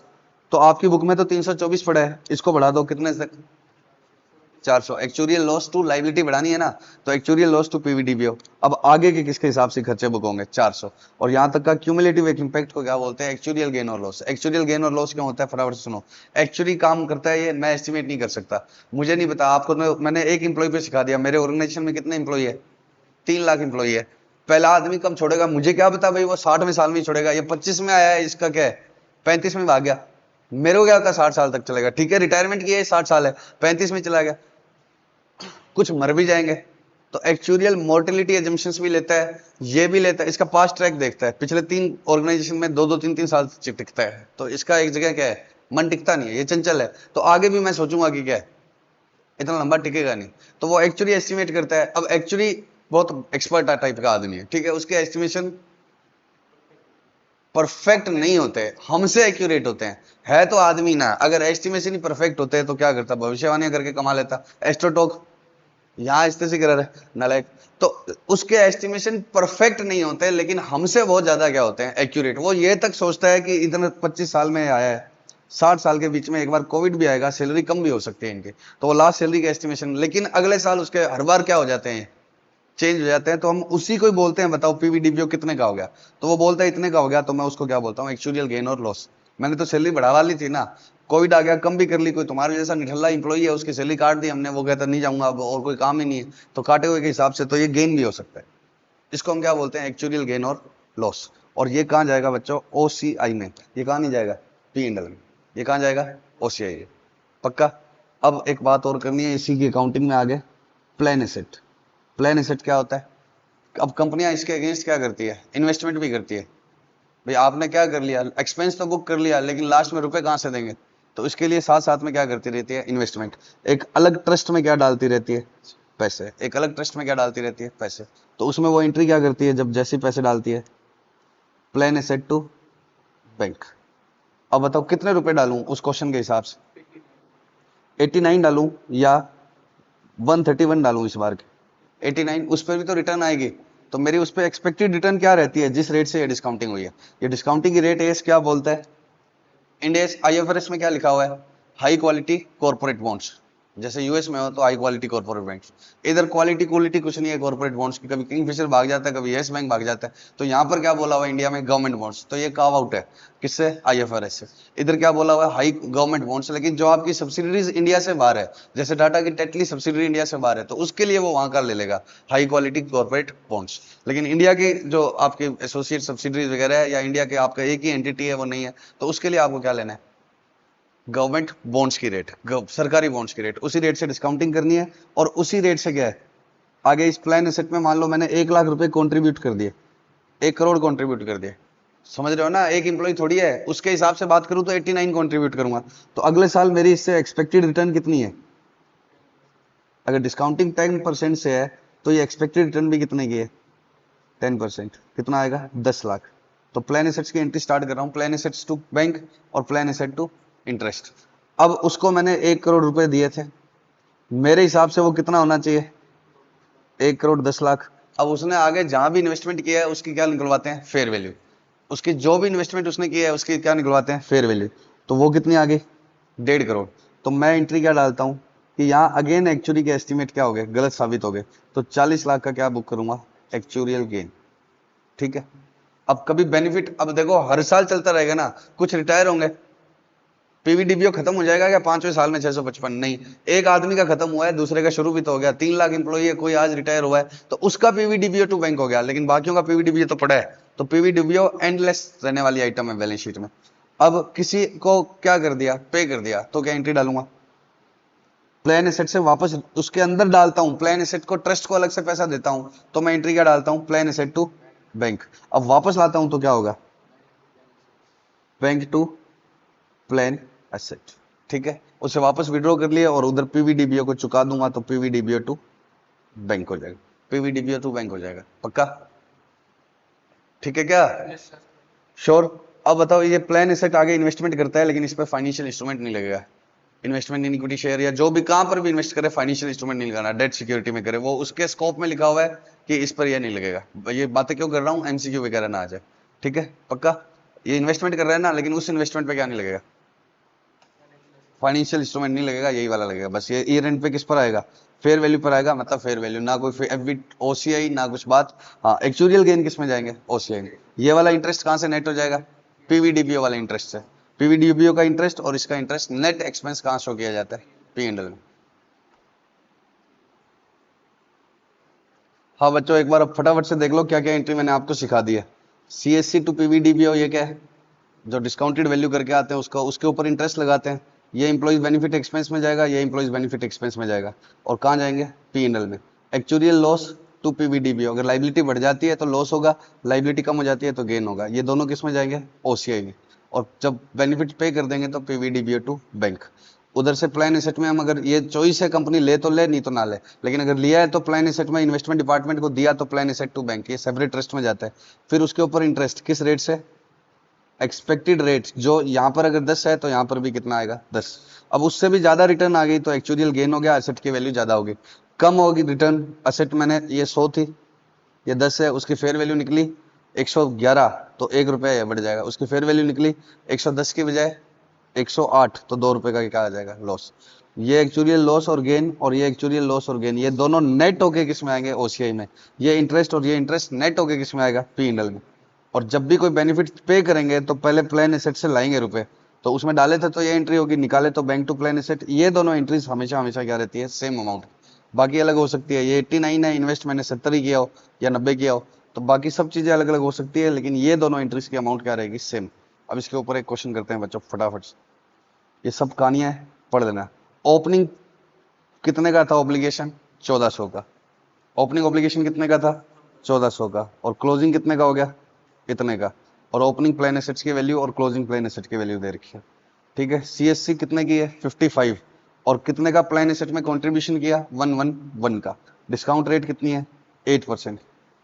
बेनिफिट कुछ भी पे नहीं किए, मतलब क्या कह रहा है, कौन सी एंट्री नहीं करनी है आपको, बेनिफिट नहीं पे किया, इसका मतलब क्या है, ये वाली एंट्री नहीं करनी, ठीक है। अब बताओ फटाफट से इसका, मैं डिफाइंड बेनिफिट ऑब्लिगेशन का लेजर देख रहा हूँ। ये ओपनिंग बैलेंस था, इसके ऊपर कितना इंटरेस्ट लगा दिया, 8%। ओपनिंग और क्लोजिंग दिए हुए थे ना पहले चार्ट में, उसके ऊपर ये क्या लगा दिया, इंटरेस्ट, ओहो सॉरी ये वाला इंटरेस्ट, और ये क्या है करंट सर्विस कॉस्ट। लेकिन इंटरेस्ट हमेशा इस पर लगाना, करंट सर्विस कॉस्ट पर मिलाकर मत लगा देना, ठीक है। बैलेंस से क्या आ गया, इसका एक्चुरियल लॉस। और प्लान एसेट का कितना है 1140, और कंट्रीब्यूशन कितना गया 111। अब 1140 का 8% बताना फटाफट से, 1140 का 8% जल्दी बेटा, कितना 91.2। एक बार इसको मैंने 91.2 से रिप्लेस कर दिया, और क्लोजिंग बैलेंस ये है। अब तुम डिफरेंस बताना, 1140 प्लस 111 प्लस 91.2 माइनस 1275, 67.2। इधर क्या आ रहा है एक्चुरियल लॉस। तो इसने इन दोनों को क्या कर दिया नेट, और इन दोनों का नेट इंटरेस्ट कितना आ गया 24। तो ये एक्चुअल रिटर्न आई, एक्सपेक्टेड कितनी थी 91, एक्सपेक्टेड कितनी थी 91, आई कितनी है सिर्फ 24। इतना इंटरेस्ट लगने के बाद एक्स्ट्रा कितना आया है 24। तो कितने का एक्चुरियल लॉस आ रहा है 67 का। कि देखो अगर मैं सीधा सीधा सही से बनाऊं तो इधर एक्सपेक्टेड कितनी डालता, देखो अल्टीमेटली तो इंस्टीट्यूट के जैसे ही करना होगा, लेकिन इधर मैं 91 डालता इसका, तो फिर इसकी वजह से इधर लॉस आ जाता कितने का, असेट की वैल्यू कम आ रही है 67 की, तो ये लॉस आता। तो इसने पहले क्या लिख दिया कि एक्चुअल सरप्लस आया कितना है 84, लेकिन आना कितना चाहिए था, इसका 8% तो एक्सपेक्टेड था ही ना हमारे, तो वो इसने वर्किंग नोट में बना दिया 1140 का 8% 91 चाहिए था, बट आया कितना है 24 ही। तो 91 एक्सपेक्टेड था, ये कम आया है, तो 67 का क्या आ गया एक्चुरियल लॉस। तो ये एक्चुरियल लॉस और ये एक्चुरियल लॉस दोनों मिलकर किसमें डाल दिए इसने ओसीआई में, 67 प्लस 13 रुपए, ठीक है। पीएनएल में क्या आएगा 76 का, एक तो 55 का ये था पीएनएल में, ये पीएनएल में जाएगा ना 55, और ये 112 भी किसमें जाएगा पीएनएल में। अगर मैंने इधर 91 का क्रेडिट किया था, 91 था ना वो, तो वो 91 का इंटरेस्ट की इनकम बुक होती, तो इसने थोड़ा सा कचरा कर दिया, 91 माइनस कर दिया उसमें से, इसमें से कितना माइनस कर दिया 91। तो ये क्या हो गया पीएनएल में नेट इंटरेस्ट आ गया। देखो ऐसे करेंगे एंट्री, एक बार सुनो, इस लेजर को मैं वापस से बना के दिखाता हूँ तुम्हें, इसको उड़ा दो, ये 24 नहीं है, इधर मैं सरप्लस की बजाय क्या लिख रहा हूँ इंटरेस्ट, कितने का 91, ये ऐसे ही होता है। और फिर इधर क्या लिखता हूँ बाय एक्चुरियल लॉस कितने का 67, और ये बैलेंस फिगर से क्लोजिंग बैलेंस इधर आ जाएगा, ठीक है। तो 91 का इंटरेस्ट क्रेडिट, तभी तो एक्चुरियल लॉस बुक होगा, अगर नहीं तो फिर 24 ही इंटरेस्ट इनकम बुक करो, तो इनकम ज्यादा होगी तभी तो एक्चुरियल लॉस आ रहा है। तो 91 का इंटरेस्ट पीएनएल में, और 112 का इंटरेस्ट एक्सपेंस, 91 का इनकम। इसके अलावा पीएनएल में एक इंपैक्ट 55 का हो रहेगा, तो ये दोनों एक्सपेंस है, ये इनकम है, तो इन तीनों का नेट कितना आ जाएगा ये 76। नेट नेट एंट्री डाल रहा है ये। पीएनएल की अमाउंट कैसे निकलेगी, सीधा एग्जाम के लिए बात करो, इंटरेस्ट ऑन पीवीडीबीओ के ओपनिंग बैलेंस का इंटरेस्ट माइनस प्लान एसेट के ओपनिंग बैलेंस का इंटरेस्ट। पीवीडीबीओ का ओपनिंग बैलेंस का इंटरेस्ट में से माइनस क्या कर देना प्लान एसेट का, प्लस सीएससी के अमाउंट। समझ गए क्या, ये पीएनएल भर लोगे पक्का पक्का। अदर कॉम्प्रिहेंसिव इनकम कैसे भरोगे, प्लान एसेट का एक्चुरियल लॉस और इसका एक्चुरियल लॉस, गेन लॉस आ जाए तो सेट नेट ऑफ कर लेना, एक में गेन हो एक में लॉस हो, लॉस ज्यादा है तो डेबिट कर देना, गेन ज्यादा हो तो क्रेडिट। तो ये 67 ही आना चाहिए, ठीक है। अब इसने यहाँ 24 करके 91 67 का नेट इधर बना लिया, 91 और 24 को नेट करके इधर बना लिया, तो कर लोगे। तो एक्चुरियल गेन लॉस का नेट आ गया इधर, ये एंट्री भर ली। कंट्रीब्यूशन कितना गया था 111, विड्रॉ तो कुछ किया ही नहीं पक्का, तो ये कैश लिख दिया। अब ये बैलेंस शीट में नेट डिफाइंड लाइबिलिटी आती है, नेट कैसे आती है, ओपनिंग बैलेंस शीट में क्या आता है इतना, ये लाइबिलिटी साइड में, और उसी में से ये एसेट की, सॉरी सॉरी सॉरी, ओपनिंग ये वाला नहीं है ना, ओपनिंग ऐसे है, ओपनिंग बैलेंस शीट में ये नेट आता है और क्लोजिंग बैलेंस शीट में ये नेट आता है। नेट बताना कितने का है, लाइबिलिटी साइड में प्लान एसेट माइनस होकर आती है, ओपनिंग नेट कितना है और क्लोजिंग नेट कितना है, 1580 माइनस 1275, 312। तो ये नेट कितनी लाइबिलिटी इंक्रीज होगी, नेट लाइबिलिटी कितनी इंक्रीज होगी 45, तो ये इधर डाल दें। अब फटाफट से एग्जाम के लिए रट्टे मारने हमने, फटाफट से समझो। पी एंड एल में क्या क्या आएगा, अगर मैं आपको एक इंटरेस्ट भी नेट निकालना हो तो कैसे कर लो, पीवीडीबी ओपनिंग का इंटरेस्ट और प्लान एसेट ओपनिंग का इंटरेस्ट, ये प्लस ये माइनस, आप चाहो तो इन दोनों का नेट फिगर लेके एक साथ ही इंटरेस्ट निकाल लो। और सीएससी ये किसकी अमाउंट आएगी, पी एंड एल की अमाउंट आएगी। ओसीआई की अमाउंट कैसे आएगी, कंट्रीब्यूशन समझते ही हो, ये कैसे आएगा, नेट लाइबिलिटी ओपनिंग और नेट लाइबिलिटी क्लोजिंग का डिफरेंस। ठीक है, बढ़ रही है लाइबिलिटी तो क्या हो जाएगा, क्रेडिट हो जाएगा, बढ़ रही है ना नेट लाइबिलिटी 45 से, 260 की लाइबिलिटी कितनी हो रही है 305, कैश साफ साफ दिया हुआ है जो कंट्रीब्यूशन पे किया। 80 कैसे आएगा, इसका तो आपका सीधा सीधा यहीं से ही निकाल देता है ये, इसका बैलेंसिंग फिगर, लेकिन इसका ये नाटकबाजी कर देता है। क्या नाटकबाजी कर देता है, 91 नहीं डालता, कितना डाल देता है, सिर्फ नेट बैलेंस 24 डाल दिया। तो ये किसका किसका नेट हो गया आ गया, इंटरेस्ट का और एक्चुअरियल लॉस का। तो अब आपको इंटरेस्ट अलग से निकाल लेना और उसमें से ये नेट कर दोगे तो वापस क्या आ जाएगा, एक्चुअरियल लॉस से गेन। समझ गए, तो क्या करना, एक्चुअल रिटर्न देखना कितनी आई 24 और इंटरेस्ट एक्सपेक्टेड कितना था 91, तो 91 चाहिए था, आया 24, तो क्या आएगा एक्चुअरियल लॉस। कल को ये 24 वाली अमाउंट 105 आती तो 14 रुपए का क्या आ जाता है एक्चुअरियल गेन। पक्का। अब इसके जैसा ही एक और क्या, किसमें, टी वाई के में, फटाफट से करेंगे।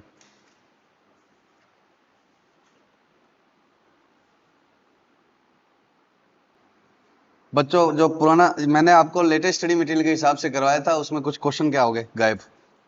ठीक है, नए एफआर के 5 स्टडी मटेरियल कर दिए, तो मैंने अब ये पुराना वाला ढूंढा है जिसमें क्या है ये क्वेश्चन थे, इसको हमें करना है।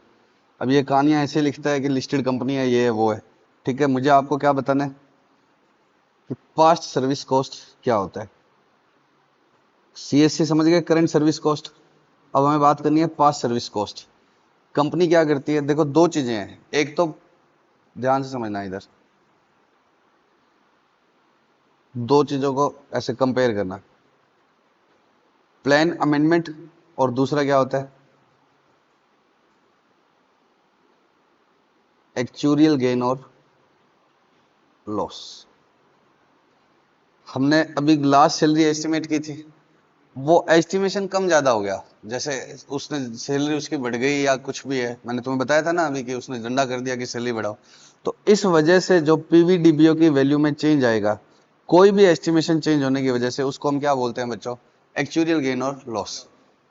ठीक है, लेकिन अब की बार सैलरी कम ज्यादा नहीं हुई, हमने लास्ट सैलरी का 1% बोला था ना, अब हम लास्ट सैलरी का 1.5% कर रहे हैं, तो तब पीवीडीपीओ जो बढ़ेगा, अब यहां तक का पीवीडीपीओ जो पहले आ रहा है और उससे बढ़ जाएगा क्योंकि हमने प्लान एम्प्लॉय के फेवर में अमेंड किया है, तब उसके वजह से जो बढ़ेगा उसकी एंट्री क्या डलेगी, पास्ट सर्विस कॉस्ट टू पीवीडीपीओ। तो एस्टिमेशन चेंज हो गया, डिस्काउंट रेट चेंज हो गई, लास्ट सैलरी चेंज हो गई, इस एक्सपेक्टेड नंबर ऑफ ईयर्स जो 5 साल थे वो 10 हो गए या 10 से 8 हो गए, वो सब क्या है एक्चुअरियल गेन लॉस, और किस में जाता है ओसीआई में। और क्या चेंज हो जाना, बोलो, प्लान का खुद का ही बदल जाना, चाहे एम्प्लॉय के फेवर में हो चाहे अगेंस्ट में हो। जनरल एम्प्लॉय के अगेंस्ट में कर नहीं सकते क्योंकि वो मानते नहीं है, लेकिन अगर कर दिया हमारा काम अच्छा नहीं चल रहा है, तो जब पीवीडीपीओ की वैल्यू में डिक्लाइन आएगा या इंक्रीज आएगा, वो क्या कहलाता है पास्ट सर्विस कॉस्ट, यहां तक की सर्विस की कॉस्ट, यहां तक का जो बचा हुआ है, और वो कहां जाएगा पी एंड एल। तो इसके ऊपर एक छोटा सा स्वीट सा क्वेश्चन, पेंशन कितनी देनी थी हमें, 2.5% ऑफ फाइनल सैलरी। 1 अप्रैल को company increase the pension to 3%, मतलब क्या है ये, एक्चुअरियल गेन लॉस या प्लान अमेंडमेंट, प्लान अमेंडमेंट। तो ये बढ़ा दिया तो ऑब्वियस सी बात है कि पीवीडीपीओ की वैल्यू भी क्या होगी, बढ़ेगी। और शर्त क्या थी कि कितने साल तक काम करना होगा, 7 सालों तक। ये मिलेगा तभी बेनिफिट्स जब आप क्या करोगे, 7 साल तक क्या करोगे, काम करोगे। बच्चों ये बेनिफिट कब वेस्ट होगा, जब कितनी सर्विस दे दोगे, 7 साल। तो मैंने आपको बोला हुआ है कि आपकी लास्ट सैलरी का 2.5% आपको क्या मिल दूंगा, पेंशन, लेकिन शर्त क्या है, एटलीस्ट 7 साल की आपको क्या देनी है, सर्विस देनी है। ठीक, और उस 2.5 को मैंने कितना कर दिया, 3%, तो ये क्या है प्लान अमेंडमेंट। तो ये क्या है प्लान अमेंडमेंट। अब प्लान अमेंडमेंट की वजह से कुछ एम्प्लॉइज के आज तक 7 साल पूरे हो गए हैं जिस दिन हमने चेंज किया है, और कुछ के नहीं हुए हैं, लेकिन टोटल इन दोनों, चाहे पूरे हुए हो चाहे नहीं हुए हो, उससे कोई मतलब नहीं है, हम एक्सपेंस बुक करेंगे। तो इन दोनों का टोटल क्या है, पास सर्विस कॉस्ट टू पीवीडीबीओ एंट्री डलेगी, और ये कहाँ चला जाएगा, पी एंड एल में। ठीक है, अब पास सर्विस कॉस्ट किसको बोलते हैं, प्लान अमेंडमेंट की वजह से जो एक्स्ट्रा एक्सपेंस आया। और एक चीज हो रहा है कि पास सर्विस कॉस्ट में वो क्या होता है, जब आप क्या कर देते हो, कर्टेलमेंट। तो कर्टेलमेंट का हम एग्जांपल किसके साथ कर रहे हैं, 8th के साथ। ठीक है, फटाफट से देखना। अब काम की बात करते हैं। 1 अप्रैल को ऑब्लिगेशंस कितने का है, पीवीडीबीओ कितने का है, 6 करोड़। और fair value of plan asset कितने की है, 50, कितने, 5 करोड़ 20 लाख। गवर्नमेंट बॉन्ड्स की रेट कितनी है, 5%। ये मैंने तुम्हें बताया था, ये डिस्काउंटिंग रेट लेनी होती है इंडिया में। कितने का कंट्रीब्यूशन किया, 70 लैक्स। फटाफट से इसकी एंट्री बताओ कंट्रीब्यूशन की। प्लान एसेट टू बैंक कितने का, 70 लाख। और बेनिफिट्स कितने पे कर दिए, bank to plan asset 42 lakhs. और फिर जल्दी बताओ, पीवीडीबीओ टू बैंक भी तो होगी, 42 लैक्स। एक्चुअली ने एडवाइस दिया करंट सर्विस कॉस्ट कितने की है, पीवीडीबीओ कितने का, 62 लैक्स। और प्लान के रूल्स क्या कर दिए, अमेंड, और इसकी वजह से पीवीडीबीओ की वैल्यू कितनी बढ़ गई, 15 लाख। तो इसकी एंट्री क्या होगी, पीएससी टू कितने का, समझ रहे हो। उसके बाद में अब ये क्या आ रहा है कि हमने प्लान का कर दिया, उड़ा दिया। During the year 31 March negotiation किया प्लान रिडंडेंसीज, मतलब इंप्लॉइज को हमने हटाया, उनको क्या बोला कि अब तुम्हारी जरूरत नहीं है, तुम्हें क्या किया जा रहा है, फ्री। इसको क्या बोलते हैं, सेटलमेंट। और नेगोशिएशन के बाद क्या हुआ, पीवीडीबीओ की वैल्यू कितनी कम हो गई, 80 लाख, लेकिन उसको कॉम्पनसेशन कितना दिया, 75 लैक्स। मैंने बोला इंप्लॉइज आप छोड़ दो और आप कंपनसेशन ले लो, कितना, 75 लाख। तो उनको देने पड़े कितने, 75 लाख। और पीवीडीबीओ कितने से कम हो गया, तो ये टू बैंक कितने का आ गया, सॉरी टू पीएनएल कितने का आ गया, 5 लाख। ये एक्चुअल गेन लॉस नहीं है, इसको क्या बोलते हैं, सेटलमेंट। जैसे मेरा एक डिपार्टमेंट अच्छा नहीं चल रहा, टाटा नैनो बंद करनी है, तो उसके एम्प्लॉइज को क्या बोला, आप तुम जाओ। ठीक है, आज तक का जो तुम्हारा बनता है उसके हिसाब से, जैसे उनकी हमने प्रोविजन तो हमने अपनी कैरिंग अमाउंट से, हमारे AS19 के हिसाब से लिखा हुआ है, एम्प्लॉय को थोड़ी आता है AS19, उसके साथ तुम नेगोशिएशन किया कि कितना चाहिए, उसने बोला 75 लाख, तो मैंने 75 दिया, लेकिन मेरी लाइबिलिटी कितने की आ रही थी, 80। उल्टा भी हो सकता था, लॉस की बजाय प्रॉफिट की बजाय क्या हो सकता था, लॉस भी हो सकता था। और इसको चुकाने के लिए फिर से मैंने क्या बेची होगी, प्लान एसेट कितने की बेची होगी, मतलब कितना विड्रॉ किया होगा, 75। पेमेंट तो 75 की है ना। अब एक्चुअली ने आगे एडवाइस दी कि ये कितने का हो गया, 680। और fair value of plan asset कितने की होगी, 560। अब फटाफट से बताओ 680 कैसे, एक्चुअल गेन या लॉस कितने का आएगा, फटाफट से देखो स्क्रीन पे देखो। पहले ऑब्लिगेशन कितने का था, कंप्यूट करो, सातों साथ 6 करोड़। उसके बाद में सीएससी की वजह से बढ़ गया, तो 6 करोड़ 62 लैक्स, 6 करोड़ 62 लैक्स हो गया। फिर पेमेंट कर दी कितने की, क्या चीज, हाँ 15 भी करूंगा, मैं हाईलाइट कर रहा हूँ। जब 42 की पेमेंट कर दी तो क्या हो गया, कम हो गया। और 15 लैक्स क्या है, ये इसकी वजह से बढ़ गया। तो पीवीडीबीओ के ओपनिंग बैलेंस में ये जोड़ूंगा और ये दोनों क्या करूंगा, माइनस। तो कितना आना चाहिए क्लोजिंग बैलेंस, 6 करोड़ 35 लैक्स। और आ कितने का है, 6 करोड़ 80 लैक्स। तो फटाफट से पीवीडीबीओ अकाउंट ही बनवा दो ना। ओपनिंग बैलेंस कितने का दिया हुआ है, फटाफट से बताओ, 6 करोड़। सीएससी कितने की दे रखी है, 62 लैक्स। और एक्चुअल क्या क्या क्या क्या, पास सर्विस कॉस्ट था ना, एक्चुअल गेन को से आगे नारायण। पास सर्विस कॉस्ट कितने का, 15 लैक्स। और पेमेंट कितने की कर दी थी, नॉर्मल कोर्स में कितनी कर दी थी, 42 लैक्स का था क्या बेनिफिट पेड। और वो सेटलमेंट पर उसको कितने देने पड़े थे, 75। लेकिन पीवीडीबीओ कितने काट गया, इसको क्या बोलते हैं, गेन ऑन सेटलमेंट, 5 लाख। ये पीएनएल में जाएगा। ठीक है, अब इंटरेस्ट तो लगाना ही भूल गए थे हम। इंटरेस्ट टू पीवीडीबी तो होगा 6 करोड़ का कितने परसेंट है रेट? 30 लाख। अब बताओ इन सबका टोटल माइनस ये करो, 6 crore plus 62 lakhs plus 15 lakhs plus 30 lakhs minus 42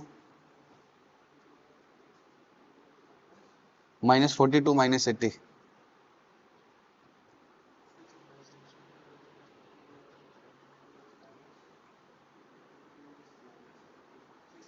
lakhs. 635 और ये कितना आ गया 680।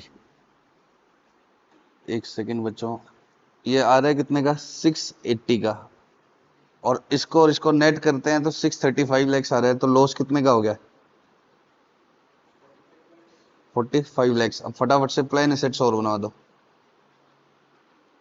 प्लान एसेट फटाफट से बताओ ओपनिंग बैलेंस कितने का है?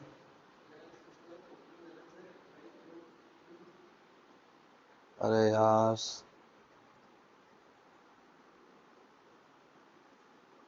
ओपनिंग बैलेंस ही नहीं बता पता है, बताओ आधी रात होगी। 52 लैक्स है, fair value of plan asset screen पे देखो 52 लैक्स है ना, और कंट्रीब्यूशन कितने का किया 70 लाख, तो 52 5 करोड़ 20 बकवास नहीं, टू कंट्रीब्यूशन कितने का किया 70 लैक्स। अभी तो मिल ही नहीं रहा था, आप कह रहे हैं कि 5 करोड़ है 52 बोल। इंटरेस्ट कितने का आएगा 5 करोड़ 20 लैक्स का? 5%. 5% कितना आएगा 26 lakhs. 26 लैक्स। उसके बाद बेनिफिट्स पे करने के लिए वापस विड्रॉ किया था 42 ये 75 ये तो 75 ही आएगा ना इधर। और कौन सी एंट्री में था वो, ये 70 की पोस्टिंग करा दी क्या उसमें? 42 ये 75 ये विड्रॉ किया, और तो प्लान एसेट की कोई एंट्री है ही नहीं। कितना? 4.99 lakhs. और क्लोजिंग दिया कितना हुआ है 560। अब गेन कितने का आया एक्चुअल गेन 61 का आ रहा है क्या बैलेंसिंग फिगर से? पक्का आप फटाफट से आंसर में टैली करो, देखो इसने कैसे बनाया हुआ है।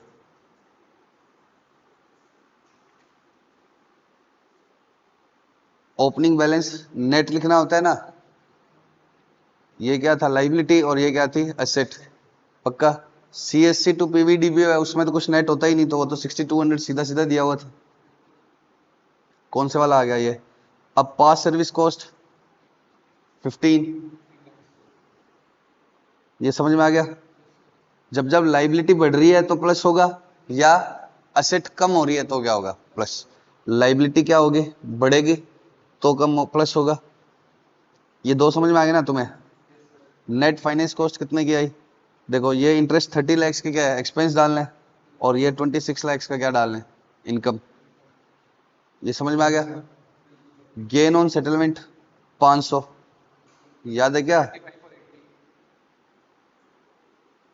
75 और 80। ये लाइबिलिटी क्या हुई है कम हुई है ना, तो इसलिए ये क्या किया हुआ है माइनस।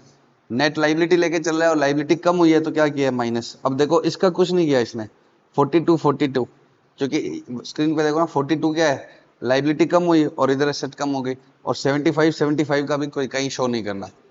ठीक है, लेकिन एंट्रीज करनी पड़ेगी तभी समझ में आएगा ना। पक्का। उसके बाद contribution to plan asset to bank, उसके अगेंस्ट कोई कोरस्पॉन्डिंग क्रेडिट है नहीं। रीमेजरमेंट लॉस क्या है उन दोनों का नेट। किनका रीमेजरमेंट किसको बोलते हैं एक्चुअल गेन लॉस को। किसका किसका नेट है ये 45 और 61। तो ये डिस्क्लोजर करना होता है। तो अब फटाफट से एग्जाम ओरिएंटेड बात करो कि कैसे डिस्क्लोज करोगे। सबसे पहले क्या लिख दोगे बोलो बच्चों। ये मेरे पास नालायक बैठा है, ये 34 मैच ही नहीं हो रहा, मेरे को लगा मैच हो जाएगा, मैं सीधा सीधा बता दिया इसने। बाकी कुछ भी गलत नहीं है, इसका बैलेंसिंग फिगर इसने कितना निकाल दिया गलत 45 लिख दिया था, ये था कितना 95 है ना। आप सही से बता देना। तो ये 95 और 61 का ये बैलेंसिंग फिगर गलत निकाला था बस, बाकी सब सही लिखा हुआ है। तो 95 और 61 का नेट एक्चुअल लॉस आएगा कितने का 34 का। तो अब आप बताओ फटाफट से एग्जाम में अगर ये रिकंसिलेशन पूछे तो क्या करोगे। Opening net liability, current service cost सिर्फ ऐड करनी है, पास सर्विस कॉस्ट सिर्फ ऐड करनी है। ठीक है, क्योंकि लाइबिलिटीज मतलब ये बढ़ा रही है नेट फाइनेंस कॉस्ट ये किसका है, इस नेट का कितना लगा देना, भले इंटरेस्ट लगा देना नेट का, इसी का ही, क्योंकि वो अलग से करोगे। गेन ऑन सेटलमेंट करना है, दिए कितने 75, और पीवीडीबीओ कितने का कम हुआ 80 का, तो पीएनएल कितने का आएगा 5 का। सिर्फ इसको लिखना है, क्यों, क्योंकि ये 75 अगर दे रहे हैं तो उतना प्लान एसेट भी तो क्या कर रहे हैं, रियलाइज कर रहे हैं, तो प्लान एसेट और पीवीडीबीओ दोनों में इंपैक्ट आ जाएगा। और किसका कुछ करना ही मत, 42 का, ये कौन सा है, बेनिफिट्स पेड का, अगर बेनिफिट्स पे कर दिए तो उसका कुछ करना ही मत। तो गेन ऑन सेटलमेंट एक एक्स्ट्रा करना है आपको। उसके बाद क्या है, कंट्रीब्यूशन टू प्लान जो किया है वो क्या करना है, ऐड या लेस। असेट बढ़ रही है, मेरा अप्रोच क्या है, लाइबिलिटी बढ़ेगी तो मैं क्या कर रहा हूँ प्लस, तो असेट बढ़ रही है प्लान एसेट टू बैंक से, तो इसको क्या कर देना माइनस, और ये बैलेंस लिख देना अगर ये क्लोजिंग वाला दिया हुआ है तो। पक्का। तो ये बच्चों टोटल किसके बारे में है? क्या क्या कर लिया याद करो, 4 बेनिफिट्स थे, शॉर्ट टर्म हो गया और पोस्ट एम्प्लॉयमेंट हो गया। अब हमें क्या स्टार्ट करना है फटाफट से, लॉन्ग टर्म और रिटायरमेंट बेनिफिट्स। अब पोस्ट एम्प्लॉयमेंट के बारे में थियोरी में बहुत सारी बातें लिखी हुई है, एक मैं छोटा सा वीडियो बना लूंगा, आप इसको ग्रो थ्रू कर लेना, लेकिन वो एग्जाम के इतना काम का नहीं है, लेकिन रिस्क मत लेना कि थियोरी का कोई एमसीक्यू आ जाए तो उसे एक छोटा सा वीडियो अलग बना दूंगा, उसको आप गो थ्रू जरूर कर लेना, ठीक है। अब क्या है लॉन्ग टर्म, लॉन्ग टर्म का मतलब क्या है, तुम यहां तक काम करो मैं आपको कार दे दूंगा, तो कार कितने की है मान लो 30 लाख, तुम यहां तक काम करो मैं तुम्हें पेड लीव्स दे दूंगा जिसमें मुझे कितने का नुकसान करना पड़ेगा 30 लाख का, यहां तक काम करो 30 लाख कैश दे दूंगा। तो मान लो मैंने 4 साल काम करवाने की शर्त रखी है, तो 4 साल का बेनिफिट कितना हो गया हर एक साल का, 7.5 लाख हो गया। 4 साल का बेनिफिट कितना हो गया 7.5 7.5 7.5। तो वैसे ही इस 7.5 की वापस क्या निकालो, पीवी, क्या एंट्री डालो, करंट सर्विस कॉस्ट टू पीवीडीबीओ, ठीक है। तो वो पीवी निकाल लो, बात खत्म। तो अकाउंटिंग सेम इसके जैसी होगी, फिर उस पर इंटरेस्ट लगाओ और लास्ट में कहां तक पहुंचा दो 30 लाख तक, बस बात खत्म। तो ये खत्म हो गया, कौन सा ये long term. लॉन्ग टर्म, इसका कोई क्वेश्चन भी नहीं है क्योंकि ये सेम वैसे ही है। हाँ अगर मैंने आपको कार देने की सोची थी कितने की 30 लाख की, मैंने आपको कार देने की सोची थी 30 लाख की, लेकिन उस कार की वैल्यू अब कितनी लग रही है 32 होगी, कार महंगी होगी, तो उस वजह से जो वैल्यू चेंज होगी उसको हम क्या बोलेंगे, एक्चुअरियल गेन लॉस। बट वो एक्चुअरियल गेन लॉस पीएनएल में जाएगा, ये वाला ओसीआई में नहीं जाएगा, क्योंकि ये बहुत ज्यादा इंपैक्ट करता ही नहीं है, थोड़ा बहुत होगा। वो तो 60 साल 25 में आया है, 60 का एस्टिमेशन है, तो वो कह रहा है कि एस्टिमेशन चेंज है, ऐसे पीएनएल में क्यों हिट कर रहे हो, तो वो कहाँ जाता है ओसीआई में। लेकिन इसका बस इतना ध्यान रखना, ये वाला गेन लॉस कहाँ जाएगा पीएनएल में। दैट्स इट अबाउट, बोलो लॉन्ग टर्म। लॉन्ग टर्म के बारे में बाकी सब बातें क्या है, सेम किसके जैसी है, बोलो बच्चों,